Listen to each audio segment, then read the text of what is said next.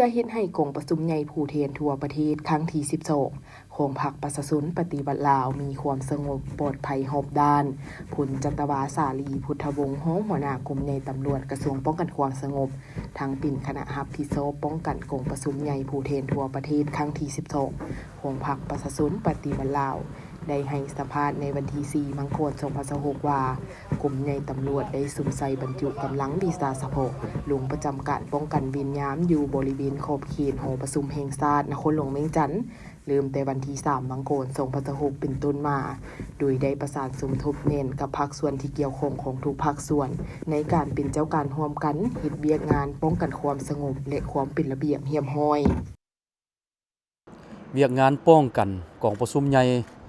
ผู้แทนทั่วประเทศครั้งที่12ของพรรคประชาชนปฏิวัติลาวซึ่งได้รับการแต่งตั้งจากคันเทิงรับผิดชอบอยู่จุดหอประชุมแห่งชาติภายหลังที่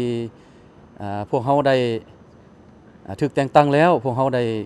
จัดกำลังลงประจำจุดหรือว่ายึดพื้นที่แต่วันที่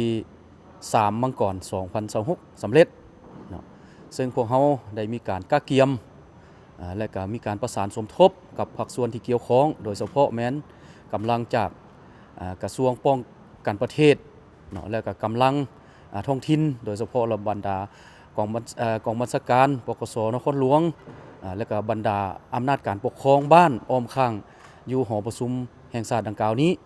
และพวกเขาก็ได้มีการปรึกษาหารือวางแผน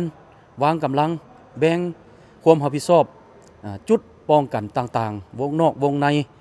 การจัดสรรรถกำหนดประตูทางเข้าทางออกแล้วก็กำหนดจุดที่ล่อแหลมและเกี่ยวกับกรณีฉุกเฉินซึ่งพวกเขาได้มีความเป็นเอกภาพกันระหว่างกำลังป้องกันชาติป้องกันกับกำลังป้องกันความสงบพวกเขาเป็นเอกภาพกันและพวกเขาได้มีการกะเกียมหลายด้านโดยเฉพาะและทางกำลังของพวกเขาก็แม่นมีความพร้อมมาฮอดปัจจุบันนี้ซึ่ง